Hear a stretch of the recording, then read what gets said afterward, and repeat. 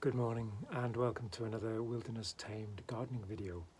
And in this one, might have a bit of a rant, but mainly I'm going to extol the virtues of buying either British or European as opposed to Chinese.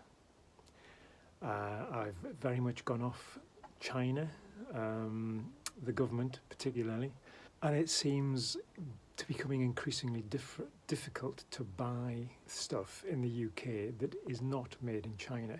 If you browse around your local garden centres and particularly DIY merchants, the big one that I'm talking about, the church that everybody goes to on a Sunday, it only has initials, not an actual name. The majority of the stuff on the shelves is made in China. And I've started looking at where things are made before I buy them.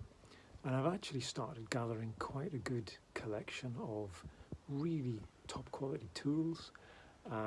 Stuff I wish I'd converted to years ago, to be honest. British if I can get it, but European I've got no problem with made in Europe. I was very much against the devastating Brexit referendum. Anyway, that's the end of my rant. So now on to buying British. And there's actually a great website which I'll give links to, which has directories of British manufacturers. And there's a whole range of things you can find out there. I mean, you're supporting British made goods, British manufacturing, jobs in Britain. And there is still a lot of stuff being made out there. And it's really top quality stuff. Yes, you pay a premium for it, but isn't that the whole point?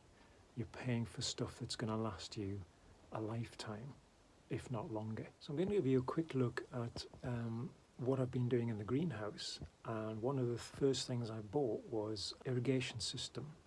So I've created some raised beds. Let me just turn you around so you can see what I'm talking about. So there you go. This is the first layer. I'm just building the layers up. So I've got another set of timbers to cut. Just move the truck there. I'll bring you down.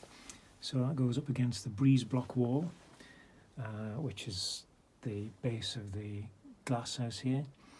And I'm going to make this little sort of U-shaped raised bed. So as I say, we're going to come up another level here of these old scaffold batten timbers and build another layer of compost. So this is, if you remember from previous videos, the remains of the straw bales. Now the straw bale system worked really quite well. I got sort of 2 years out of them. I had a bale here that grew strawberries in for a while, but the bale itself started to disintegrate. The bale that was sat here the first year grew tomatoes, and in the second year I planted it up with chilies, peppers and aubergines, which again pretty successful. And this side had a mixture of stuff. There was even some lettuce and salad crops in there, as well as some more chili plants. And here's some pepper and chili plants that I'm hoping to keep going through the winter and sprout into growth next year down in these raised beds. And what I've bought is this irrigation kit. So there's a 25 litre tank with a tap.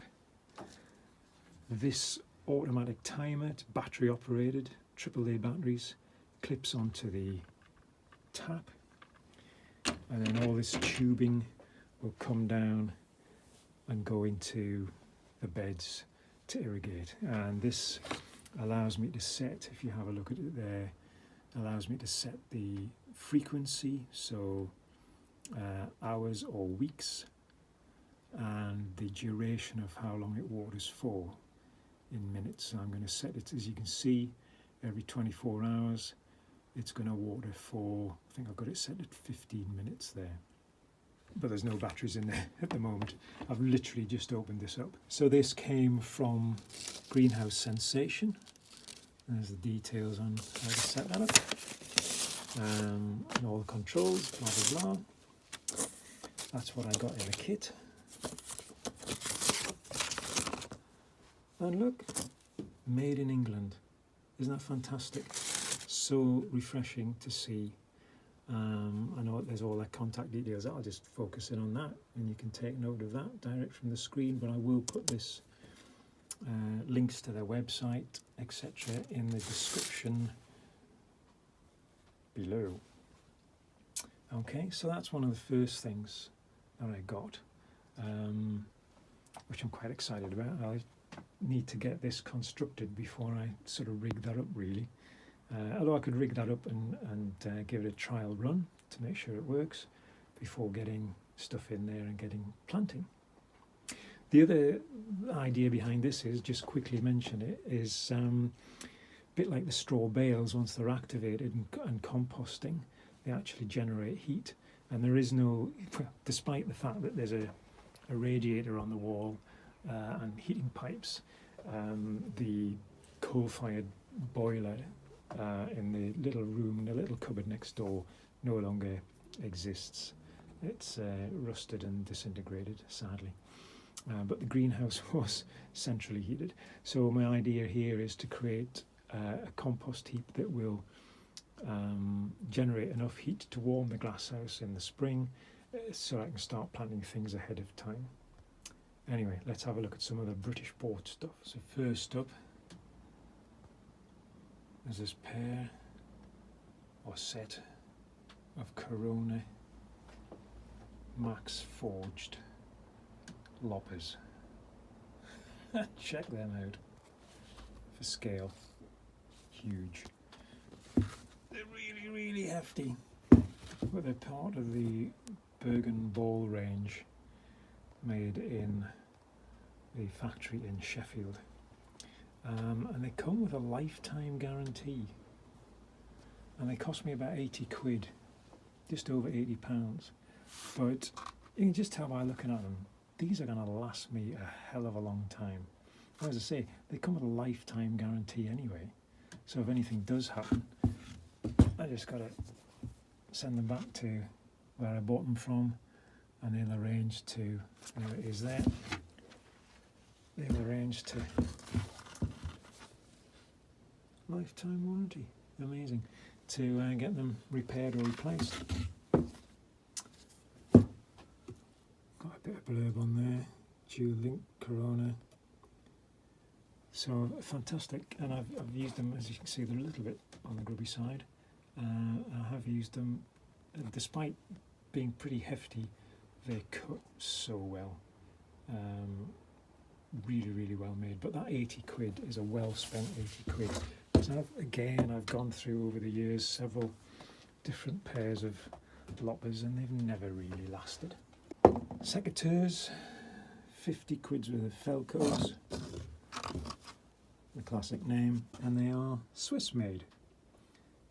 Again, they're known in horticultural services circles for their quality, well manufactured, good blade, easy to swap over, get replacement blades, very easy mechanism, and if looked after, again, will last me years and years. It's my sort of gardening lifetime. These are actually made for right-handers, and I'm a left-hander, but I seldom ever use secateurs with my left hand. It's one of those curious things about lefties, that we're quite ambidextrous naturally, so it doesn't really matter to me. I did originally years ago buy some left-handed secateurs, and as I say, never actually used them in my left hand. Now the next investment I made to reduce the space in the van, you can see a couple of these haven't even been used yet,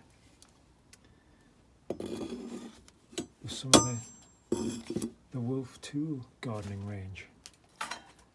So I only need one pole and a set of different heads. So there's a hoe, rake, brush and a leaf rake.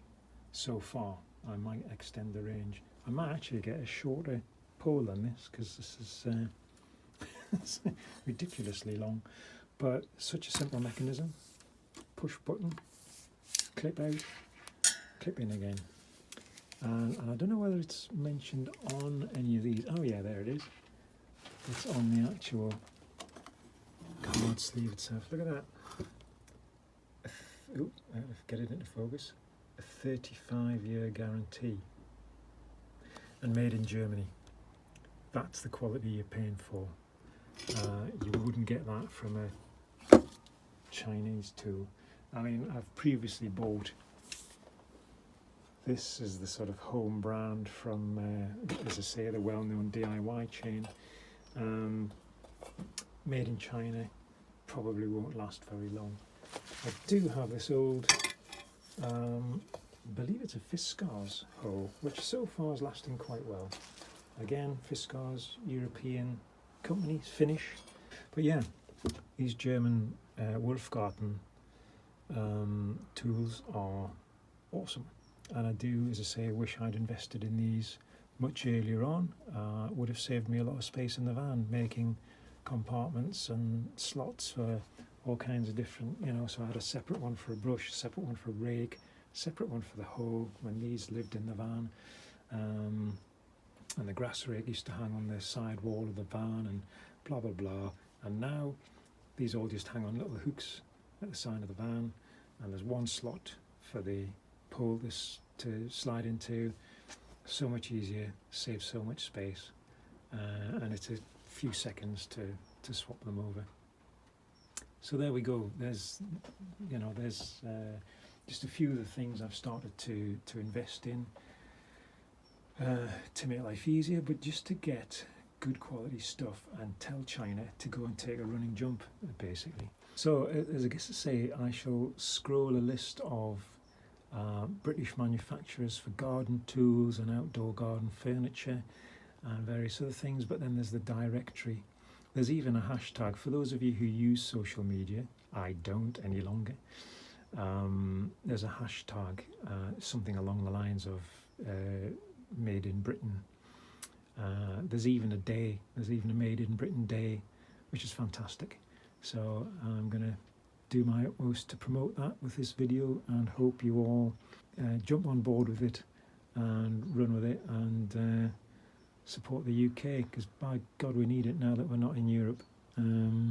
Good on the garden centre that I bought this from that still manages to get stuff imported from Europe, because a lot of stuff's getting very, very difficult to get hold of. I hope you've enjoyed that. Sorry about the rant, but I feel it needed to be said. And I hope you're inspired to go out and support UK manufacturing and support UK jobs. For those of you in America, greetings from across the pond. I'm sure that there is lots of stuff being manufactured in the US. I hope there is still. You must be doing something. So yeah, go out and support your local economies.